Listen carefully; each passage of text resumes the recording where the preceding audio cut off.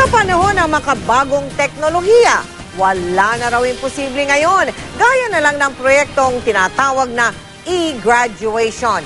Kung saan, yung mga magulang na OFW o kaya nakadestino, malayo sa kanilang pamilya, pwede na ring live na masaksihan ang pagtatapos ng kanilang anak. Sinimulan yan sa mga public school sa Taguig at yan ang tinutukan ni Maria Bulaklak Ausente. Sa bawat marcha ng mga mag-aaral na magtatapos, kaakibat nito ang ligayang hindi matatawaran. Dahil sa ilang taong pagsusunog ng kilay, sa wakas, mahahawakan na rin ang minimithing diploma. Kaligayahan din ng magulang na makita ang anak nag-graduate. Pero paano kung nasa malayo o nasa ibang bansa?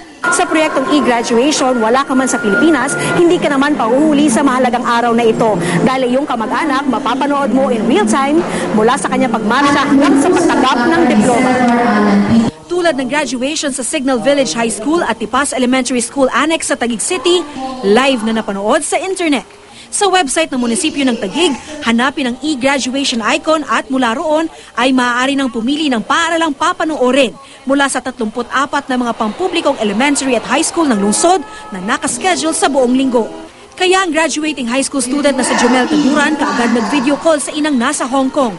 Ipinagmalaki pa niya ang natanggap na diploma at medalya bilang top 1 sa kanilang klase. Makikita niyo po maya-maya yung video po na tumatanggap at nagmamatcha, tumatanggap siya ng diploma itong si Jomel. Masaya po ako. Hindi ko nga po alam kung hindi ko masabi.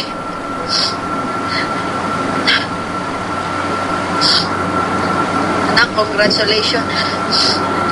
Kahit wala si Mami, nag-aral kang maigi.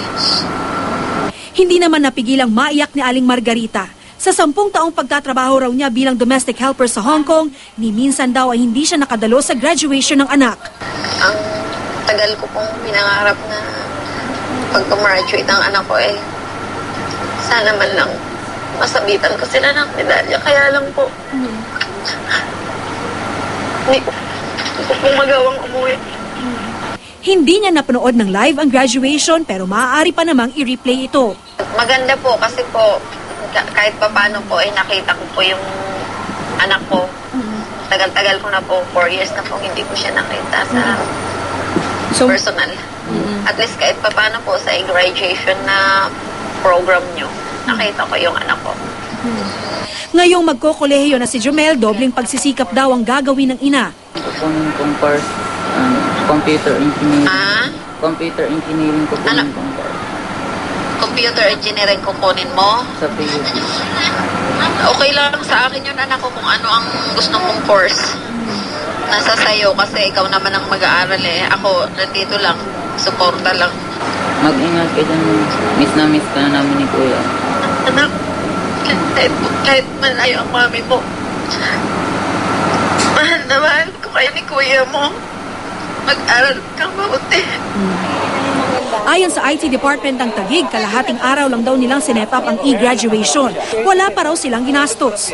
With an ordinary laptop and a DSL connection and a camera, you can broadcast. Naasahan namin na hindi tayo magsasuffer sa mga technical glitches at magawa natin ito sa Kalakhang Taguig. Pagsunod na rin daw ito kasi ng lungsod sa itinakdang no graduation fees ng DepEd. Maria Bulaklak Ausente, nakatutok, 24 oras.